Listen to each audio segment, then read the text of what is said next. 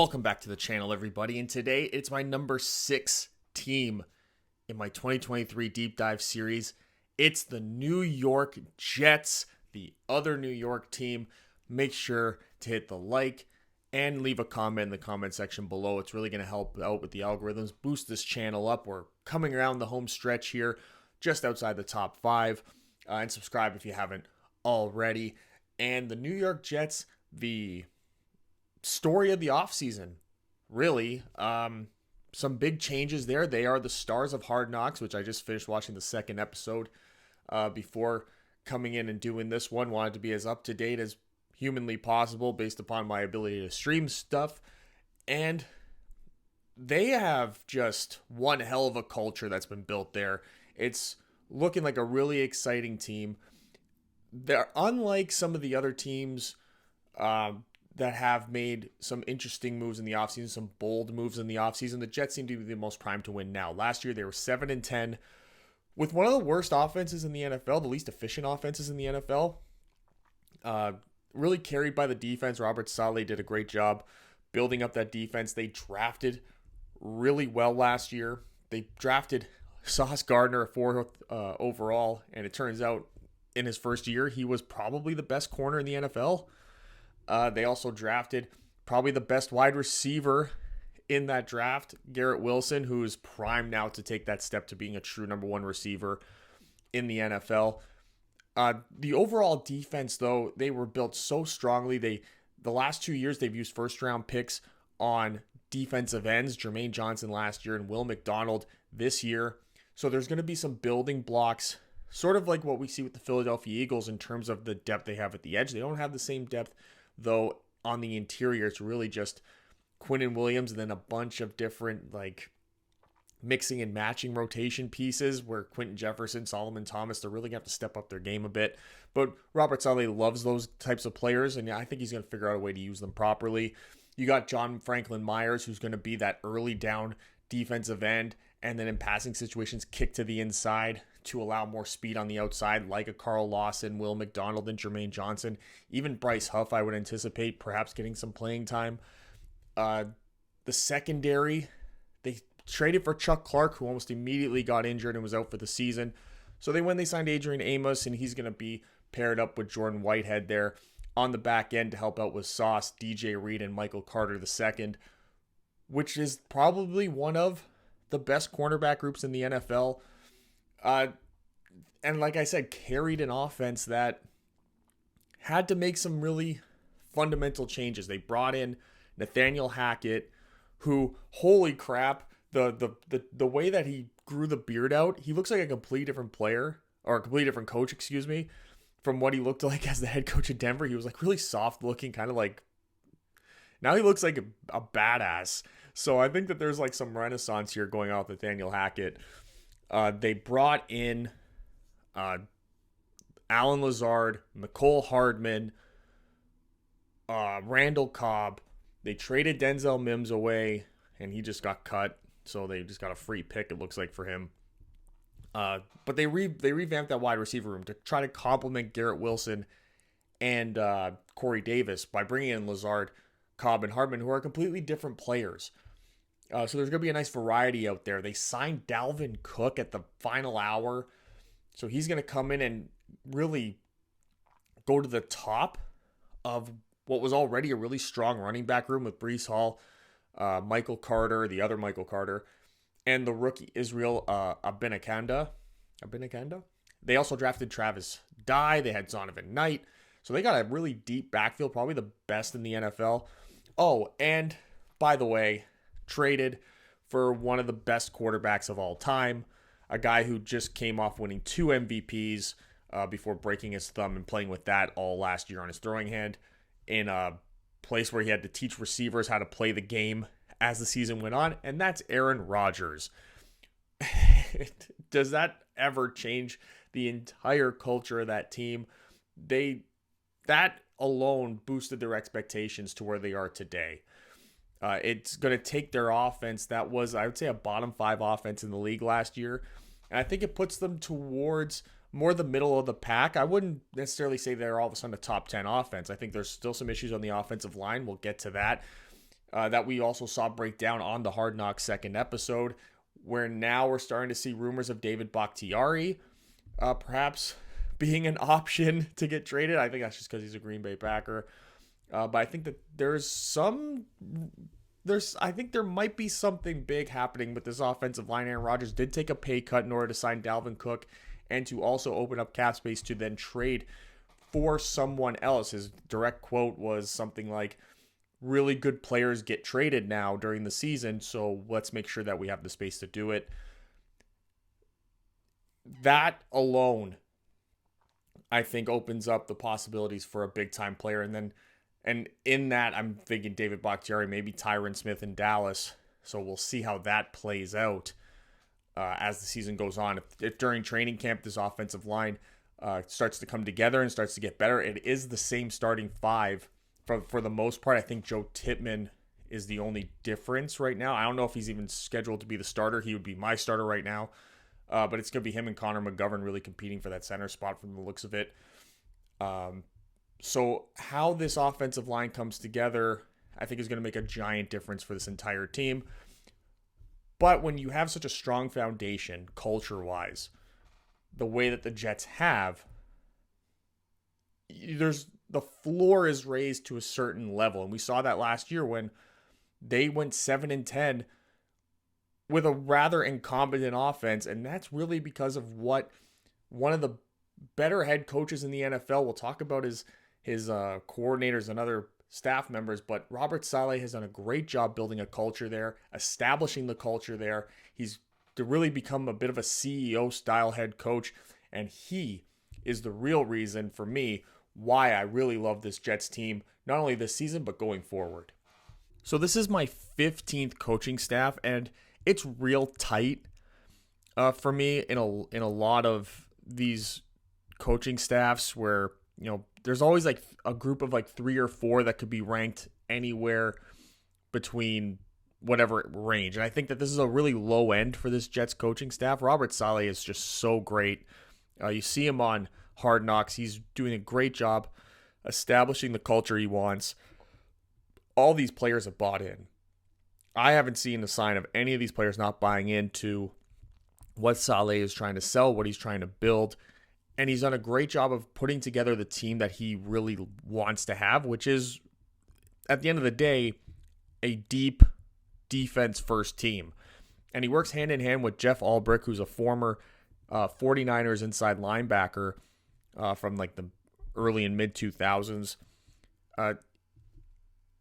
Needs to gain more experience for sure, but he's got a really great filter to go through with the head coach. And I think that's something that's going to allow him to continue to grow as a play caller potentially, and to also work with these younger players and develop them, specifically at the linebacker position, where you'll see they really only got CJ Mosley. They got some other pieces in there. They really liked Chaz Surratt from the looks of it. They wanted him to develop and move forward and get more and more playing time as it goes on. He seems to be a Robert Saleh favorite, just basing it up again on Hard Knocks.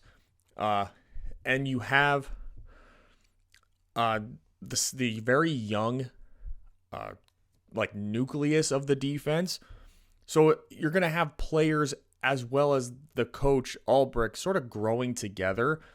And I think that is going to be really good for Ulbrich going forward and through his development as a defensive coordinator, because it's going to keep him modern. It's going to keep him sort of up to date with the skill sets of these new players that are coming into the league, because there are a bunch of different types of players now that are coming into the NFL that aren't necessarily prototypical type players. There are that still, of course, happening. But then you get guys like a Will McDonald, who's a little bit smaller. That's why it was kind of a surprise he went 15th overall. But he's got all the tools of like this new modern speed rusher. And then you got Quinnen Williams, who's really come along nicely. He just got paid, and he does not seem at all unmotivated now that he got paid. He seems to be more motivated now.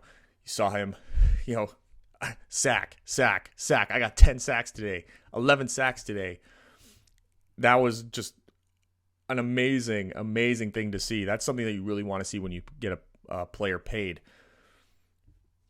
But this is the same defensive staff that they had last year that had a lot of success and that carried the football team. What's different is now the offensive side of the ball. They brought in Nathaniel Hackett, who, like I said, with the beard now, the goatee, looks like an absolute badass, and good on him. He looks like he is super motivated now in a way that he just wasn't last year. He just seemed like he was in over his head in Denver, not ready to be a head coach necessarily, but now in this offensive coordinator role with Aaron Rodgers, there is a chemistry there. They understand each other really well. He's Aaron Rodgers' favorite coach ever, from the sounds of it. So what they're going to be able to bring together, that collaboration effort, should be something fascinating to see. Now, it will be up to him to scheme things a certain way to make up for some of the offensive line deficiencies. They're certainly there. They got guys like Mekhi Becton coming off an injury. There's been talks about moving him. They're older with Dwayne Brown at the right tackle position. Is Dwayne Brown going to play left tackle? Is he going to play right tackle? Is Becton going to play left or right? They got Max Mitchell, who they drafted last year, who is looking like he's going to be a swing tackle out there. Then they got Laken Tomlinson, Elijah Vera-Tucker. Elijah Vera-Tucker, is he a tackle? He played tackle at USC. They drafted him as a guard. They invested highly in him. Connor McGovern, one of the more solid centers, but they also drafted Joe Tippmann. So they've put themselves in a position, I feel, to really put the best five out there. And it's up to Nathaniel Hackett to get a comfortable scheme with Rodgers specifically, and then sort of fill out the offensive line accordingly based upon what skill sets they're going to need in order to pull off the most efficient offense that they have. And he's got also Zach Wilson, who I believe that they're still invested in Zach Wilson. He's looked quite good under the tutelage of Aaron Rodgers. Sort of the pressure's looking like it's come off of him quite a bit, which hopefully now he can watch what a real offense looks like with Hackett and Rodgers, and then grow as well. How Hackett is going to use the variety of running backs and variety of wide receivers, and also the tight end room. Who's going to be the breakout there? How is he going to put guys out? They drafted Zach Kuntz. They have Conklin. They have Azama. They have Jeremy Ruckert from last year. So they have a variety of guys out there. How he figures out how to scheme these guys up to their specific skill sets is going to be his real challenge. But he is definitely coming in with a chip on his shoulder. It is so clearly obvious when you watch Hard Knocks. That's why I love the Hard Knocks concept, is because it really is starting to show certain personality traits that you wouldn't otherwise know. And specifically Aaron Rodgers and Nathaniel Hackett, I feel, have this chip on their shoulder coming into this season. So I expect this offense under Hackett with Rodgers to really overachieve based upon the talent level that we're about to go over, because Rodgers seems to be the guy that's really elevating everybody more so than what the actual talent level is that he's going to be working with. So Rodgers comes in, I give him an 86 out the gate. It's one of the better ratings for the quarterback position. Not quite a Mahomes, Burrow, Josh Allen, but still one of the top quarterbacks in the NFL, and I really do believe that. Last year, he had the broken thumb. He had a bunch of young wide receivers who were trying to figure out how to play the sport still and play the position still, so he was teaching live action during games. So it was a frustrating experience for him for sure. But I still think he's still got the IQ, and if he gets some good offensive line to play, this could be a long season for NFL defenses playing the Jets. He's also tasked with bringing along Zach Wilson. You anticipate Aaron Rodgers is going to play at least 2 years. He said this is not a one-and-done thing.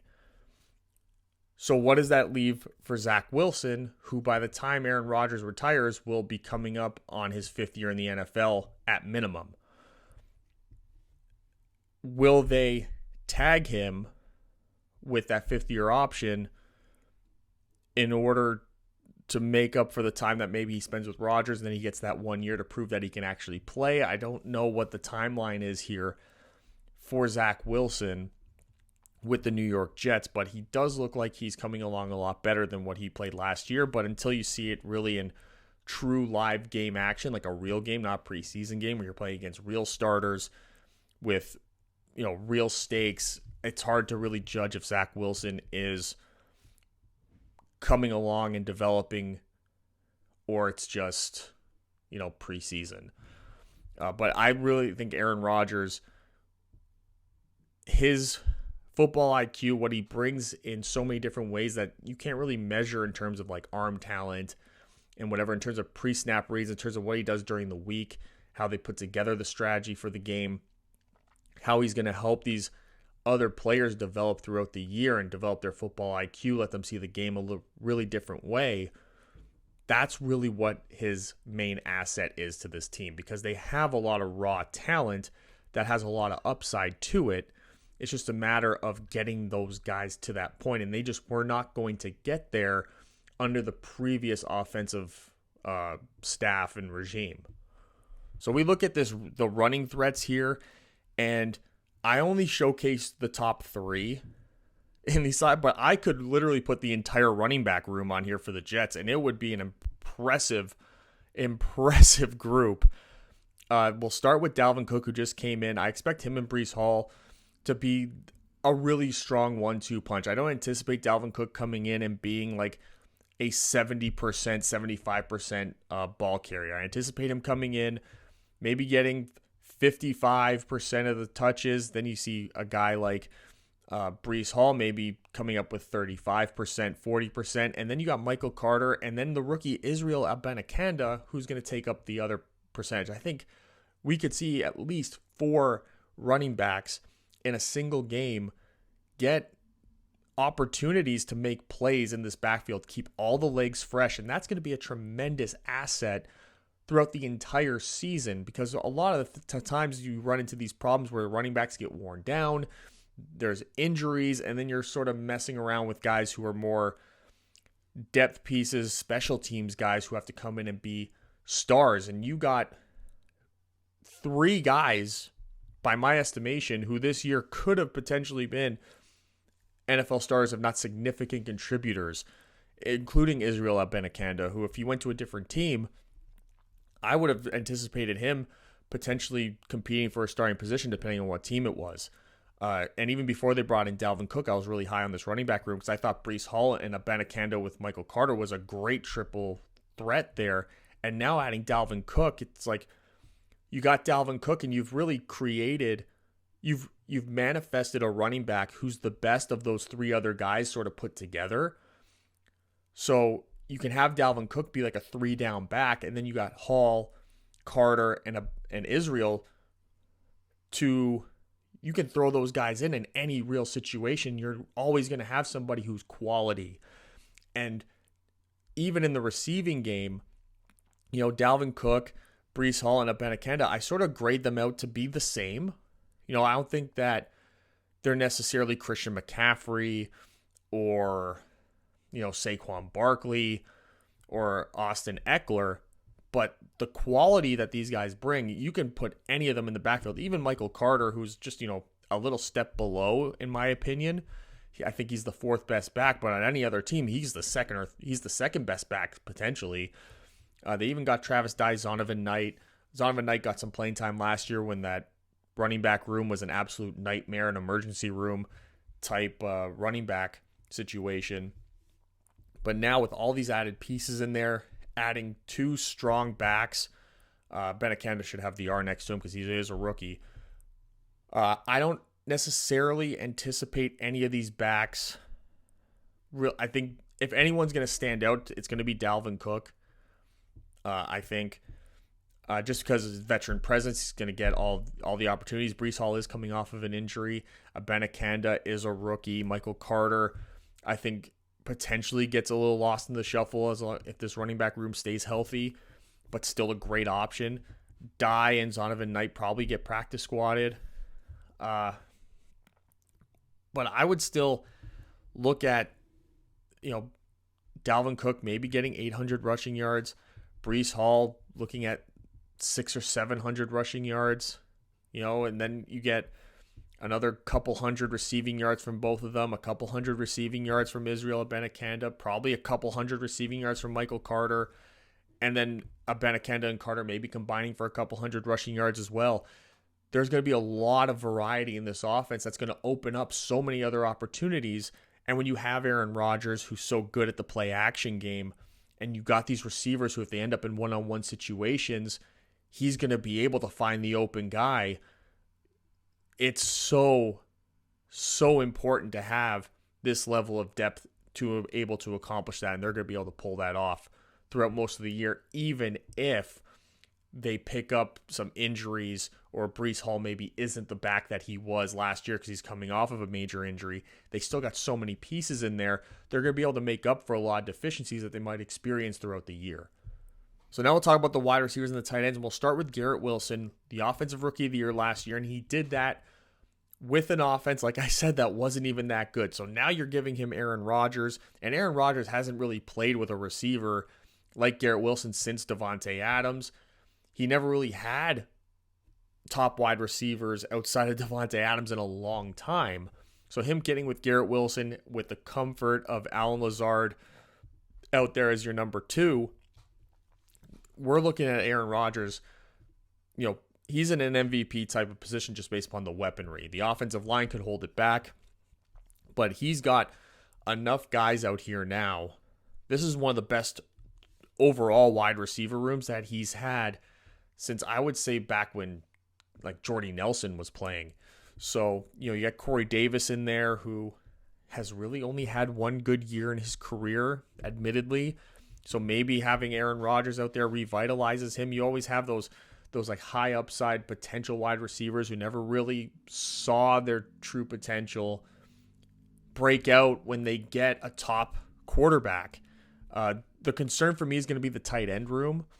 There's not really a tight end on this team that blows me away, to be honest. I think they might have the worst tight end room in terms of receiving threats in the NFL, just because who's going to be the top guy? We go to the depth here. You got Tyler Conklin, who looks like he's going to be the starter. You got CJ Uzomah. You got Zach Kuntz. You got even Jeremy Ruckert. Which one of these guys is going to break out with the new offensive coordinator, with the new scheme, and with the new quarterback? Aaron Rodgers might find something in Jeremy Ruckert that we haven't seen yet. And it might lead to Jeremy Ruckert becoming, a top 20 tight end in the NFL. There's the potential for that. Zach Kuntz, same thing. Even a veteran like CJ Uzomah, who's had success in the NFL in the past, just hasn't had it consistently. With Aaron Rodgers, there's potential there. Randall Cobb, he comes in, he's going to be like a rotational slot guy for Aaron. Maybe if they want to go a little bit smaller with different matchups. Mecole Hardman, people are talking about Mecole Hardman like this is his breakout year. He's got Aaron Rodgers now. He just came from a team with Patrick Mahomes, okay? He was drafted by Kansas City to be the Tyreek Hill replacement when they initially thought they were going to lose Tyreek Hill. Then they lost Tyreek Hill, and Hardman never really stepped up and filled that role. Now, does the change of scenery help him? Maybe.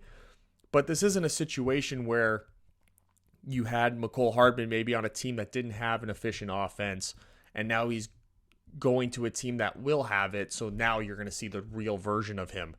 That's not the situation he's in. He's almost going to a worse situation, and people are expecting more out of him, which I just don't find to be realistic at all. I think as a speed threat, sure, but he is in a very crowded room at this point. I think that he's more the backup to Garrett Wilson in this offense, while Lazard and Corey Davis in a more traditional three wide receiver set are probably each other's backups, while Randall Cobb fills that slot role almost by himself.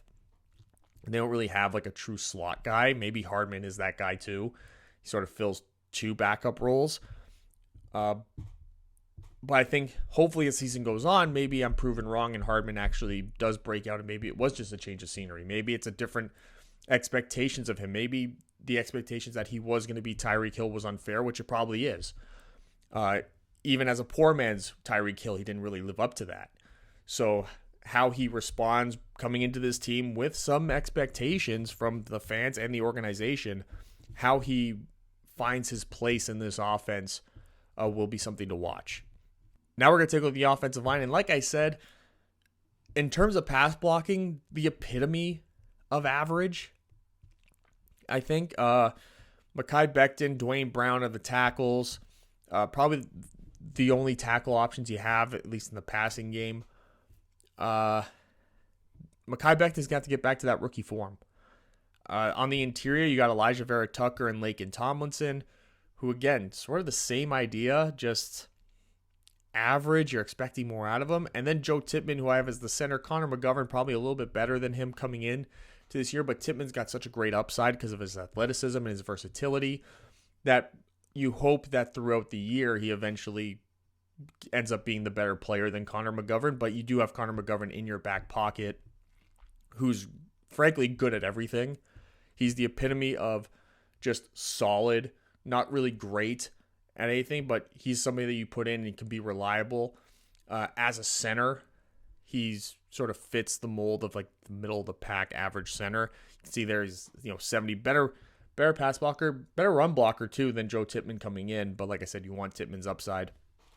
Not a lot of depth though on this offensive line at the moment. You're hoping that Carter Warren, who they drafted, I believe, out of Pitt, is going to be able to be a good option at tackle as a backup role. Same thing with Max Mitchell. You're hoping that he can develop it here in his second year. Billy Turner's got some experience. Never really understood the Billy Turner hype, to be honest. Wes Schweitzer is sort of your backup center / backup guard. So I think Connor McGovern is sort of your fourth interior offensive lineman at this point. But they're, because of the underperformance of guys like Laken Tomlinson in the running game, that opens up with Schweitzer, I think, to get on the field potentially. Because when you look at the run blocking, Elijah Vera Tucker is really the only one that I look at that go, he's a good run blocker. Everyone else is either average or poor, to be honest. Laken Tomlinson last year was horrific. Dwayne Brown is like 90 years old, so him out there in the run game is just not pretty.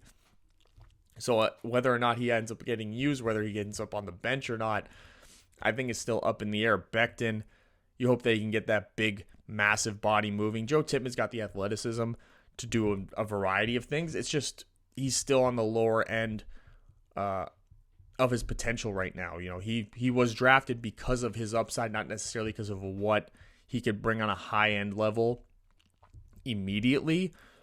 And that's where Connor McGovern might find his way into the starting lineup just because, you get a little bit more out of him. Wes Schweitzer has a real opportunity to compete. If he can improve on his pass blocking during the month of August, he could potentially end up being one of the guards here.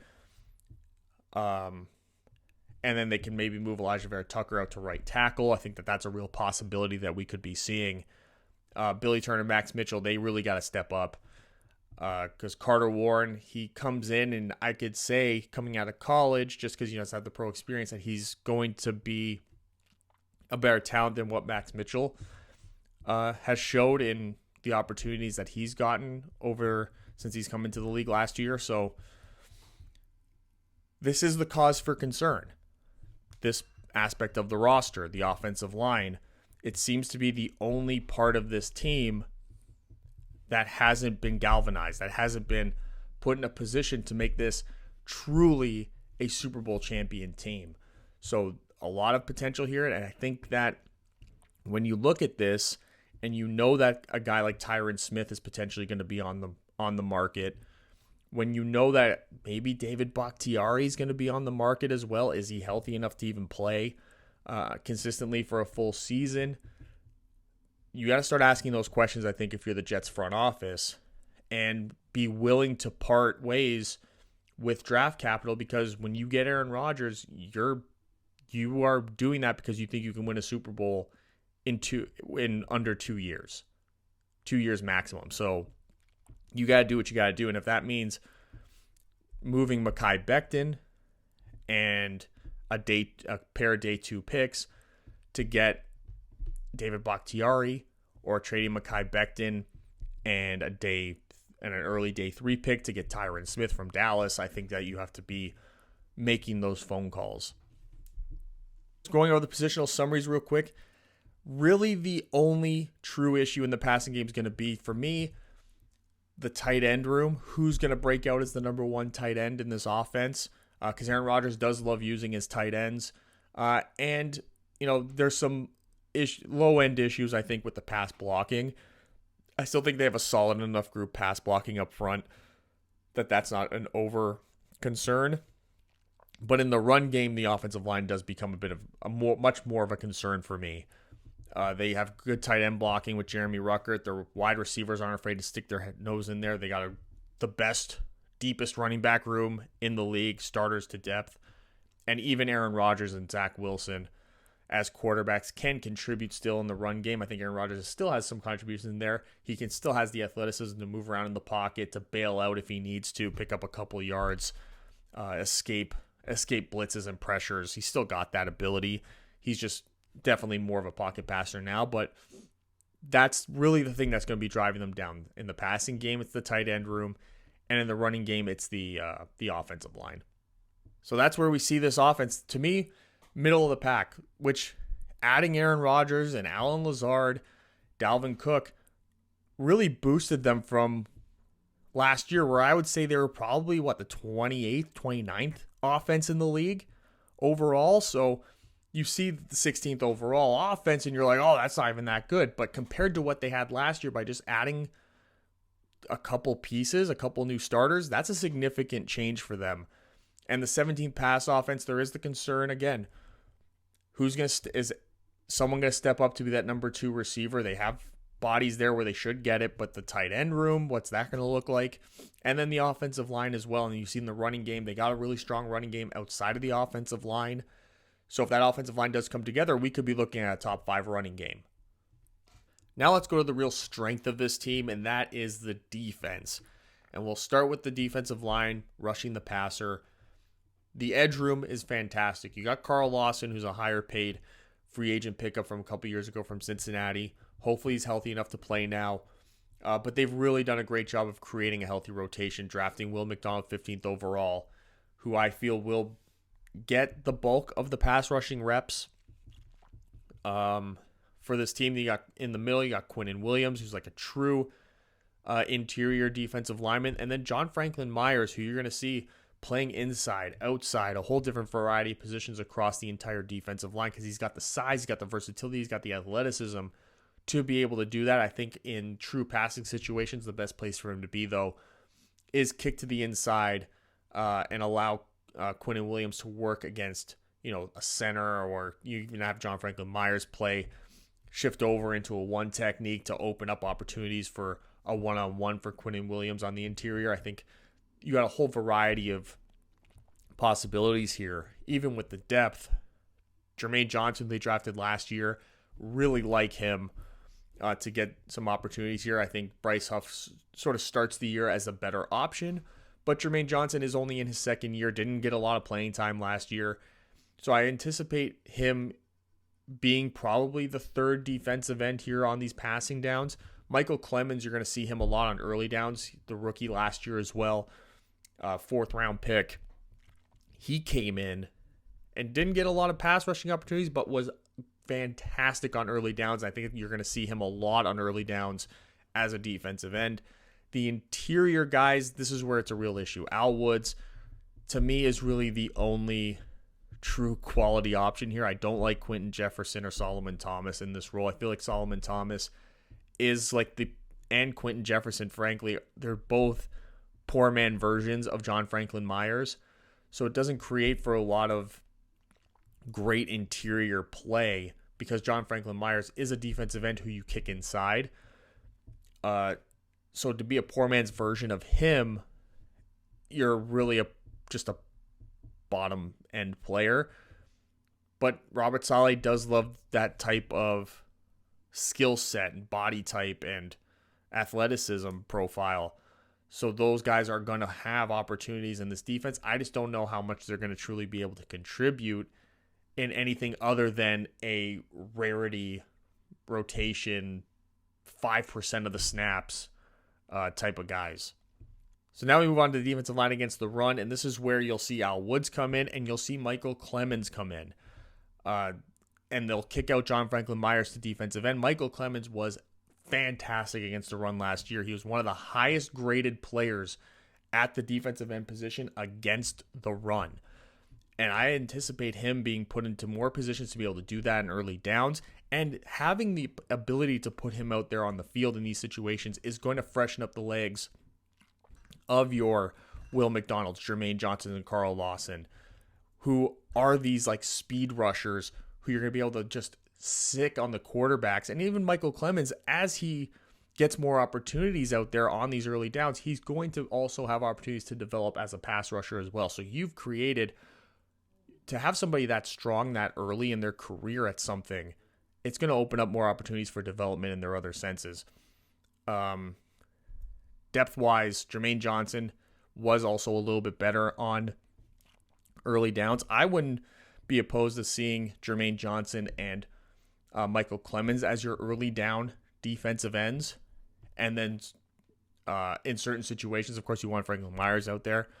But even if you end up in a situation where Franklin Myers only comes in to play interior in passing situations, I'm okay with that, to be honest. I think that you can give opportunities for Jermaine Johnson to develop and focus on a lot of these younger guys who are more true defensive ends, and then maybe John Franklin Myers just becomes a full-time interior guy. I think you could open up that opportunity.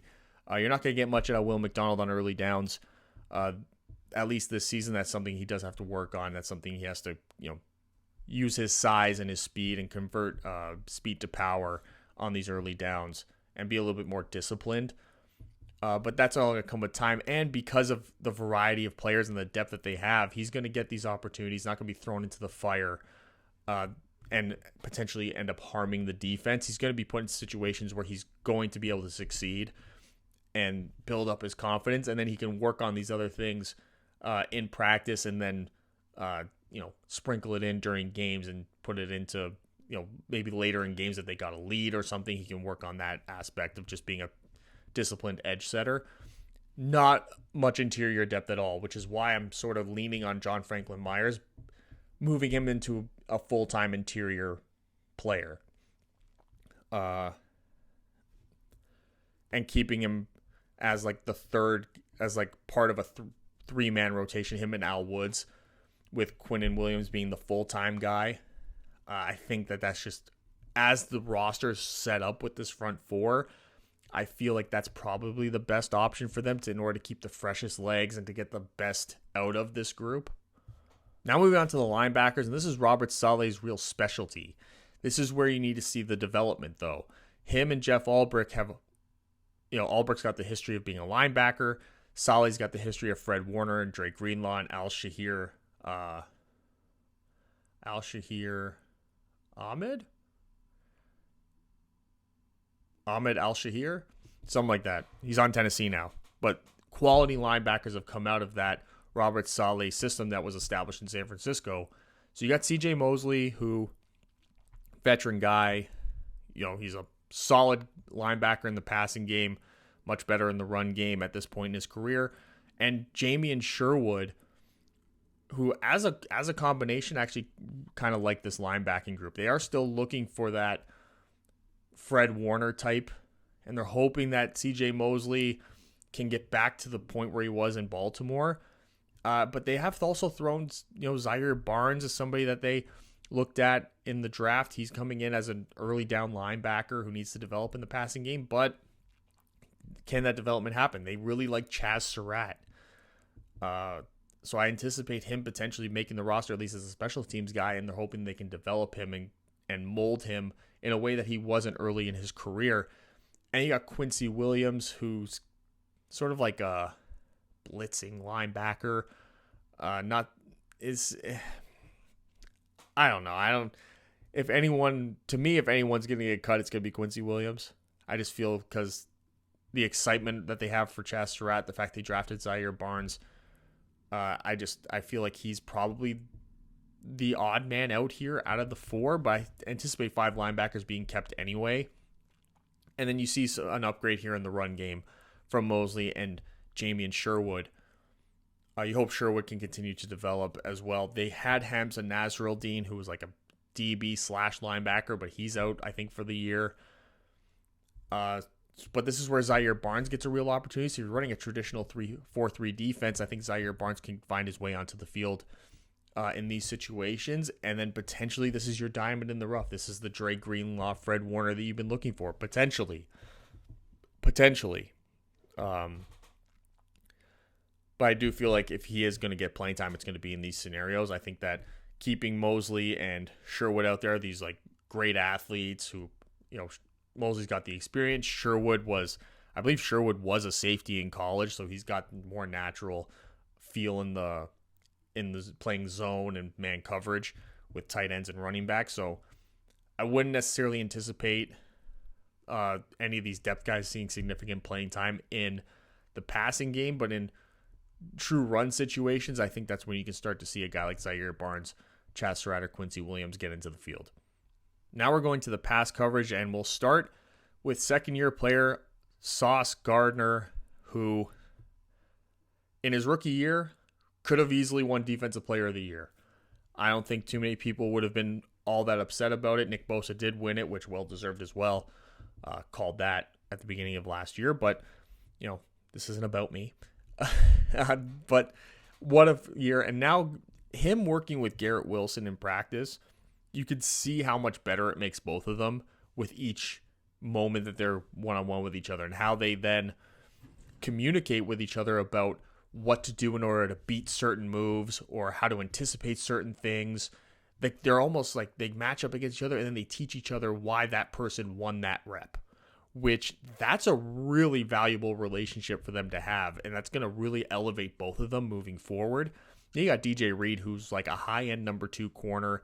Even Michael Carter II, great slot player. You got Jordan Whitehead, who they brought over from Tampa Bay, who's going to have to be the top safety really on this team. Adrian Amos coming from Green Bay to replace what they thought they were going to have in Chuck Clark when they traded for him. But overall, the starting 5 here, really quality, a real quality group. They even drafted Jarek Bernard Converse, whose name was too long for me to fit in there. I really like him as a 4th option on this team. Bryce Hall and Justin Hardy are going to be competing for reps here. I think Bryce Hall, who started pretty well, has sort of gotten lost in the shuffle here a bit. His inconsistency in his play has hurt him. And while Gardner and DJ Reed came in and overtook the starting spots, and then Michael Carter stepped up as being a really good slot guy, that sort of left Bryce Hall on the outside looking in. And now drafting Bernard Converse, it does put Bryce Hall, I think, in jeopardy here. Ashton Davis and Trey Dean, the rookie, they are at this point death pieces. Ashton Davis had his moments and then sort of just hasn't lived up in a consistent way. Now taking a look at the run support, and this is where Michael Carter, as a slot guy, really has strong play. He's really been really good in the run game. Even Sauce Gardner plays really aggressively in the run game as well, though playing on the outside, you don't get much opportunities there. DJ Reed, not much of anything in that sense. Whitehead, he's about as middle of the pack average as you can expect a safety to be, like a true free safety in the run game. And then Adrian Amos, as a strong safety, is able to step up and make some plays in run support. And then even in the depth, this is where you kind of lose it a bit. You're hoping that you can get somebody to step up here, perhaps specifically at the safety position, like a Trey Dean or an Ashton Davis, to be a good early down safety option to freshen up the legs of like Jordan Whitehead potentially during games. I think that is something they should probably be looking for. Even in a situation you kick Michael Carter perhaps to the outside, or Jarek Bernard Converse gets kicked to the outside to give DJ Reed some early down breathers, depending on if these drives get extended on them, which with the quality of the defense won't happen all that often. But you also want DJ Reed out there specifically for coverage. Though they say that run support ability of defensive backs isn't necessarily a priority, it doesn't take priority over their ability to cover. I still think having people out there that you can rely on early downs to freshen up some of your less aggressive tacklers in the secondary is an essential aspect of having a more complete, dominant defense. So just going over their positional summaries real quick, and maybe the linebackers in the passing game a bit, but the real concern for me is the depth of the interior defensive line. That's really the only weak point of this defense. So if you end up, outside of Quinn and Williams, who do they really have? John Franklin Myers, kind of. Al Woods, veteran, but he's not going to see a whole lot of playing time outside of like early downs and true run situations as a nose tackle. So you want to have somebody step up in the depth. I didn't put a guys like Tenzel Smart and stuff in this because they're sort of just, again, they're not going to be graded a whole lot different than what I had Quentin Jefferson, Solomon Thomas anyway. So I think we got to look out for that as the season goes on. Will there be interior defensive linemen in free agency or in the trade market that you can throw a day 3 pick at to then drastically improve the interior depth? I don't know. We'll have to see how that works out. But really, with all that said, it's still the 5th best defense for me in the entire NFL, 9th against the pass, and 4th against the run. How they get play on the back end with the safeties could make the difference in this being the 9th best pass defense and a top 5 pass defense. It really is that tight. I just am concerned about who they're going to put there at the safety position to help out with guys like Gardner and DJ Reed and Michael Carter with the safety help over the top. But really outside of that, but that's why you have such a strong front 4, specifically at the edge room, because it's going to force quarterbacks to get the ball out there quick. It's going to make the job of the safeties a lot easier. But I do fear if the pass rush doesn't get there, you can have Gardner out there on an island, I think, all by himself, but I think it does leave DJ Reed and whoever's playing on the slot, the nickel and the dime, vulnerable to get picked on a bit if they're not getting the safety help the way that other teams would. And I think that it's up to Jordan Whitehead and Adrian Amos, Ashton Davis, Trey Dean, the 4 safeties that they have, for somebody to really step up and be a top quality safety in the pass game. But overall, I have this team going 13-4. Got them losing to Kansas City, losing on the road to Buffalo, and I do have them getting swept by Miami. I just like the way Miami matches up against them. I think that that is going to be an issue for this Jets team playing a team like Miami. Also, late in the year, you worry about the Jets, who don't have the best depth on the offensive line and on the interior defensive line, that could be an issue against a team like Miami, who knows how to scheme things up really well, specifically on the offensive side with McDaniel. But they could steal this win. Taking a look at some of the wins that I gave them that could be losses. Of course, there's the game against Buffalo, Dallas in week 2, and then probably Philadelphia. But other than that, they got a schedule that's very much in their favor. And I think 13 wins is a very realistic target for them. So, quick summary here, 13-4, 3rd in the division, and they're the 6th best team by my estimation in the NFL record-wise, which, holy, the AFC East, 5th in the conference, 6th in the entire league, 15th coaching staff, the 16th best offense in the league with the 5th best defense.